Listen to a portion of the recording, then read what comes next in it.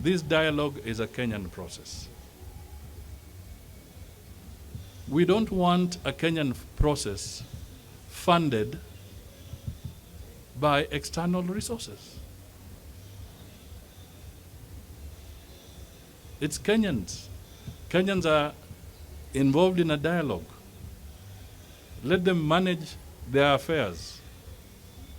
If for some reason this dialogue process was funded by country X or by country Y, and we have that famous message that he who pays the piper calls the tune.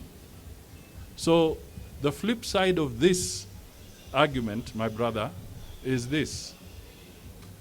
Would Kenyans, or would we want this dialogue that is about Kenyans to be funded by external entities?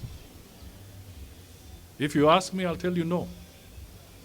If it is a Kenyan process, let it be funded by Kenyans themselves, because it is a Kenyan dialogue.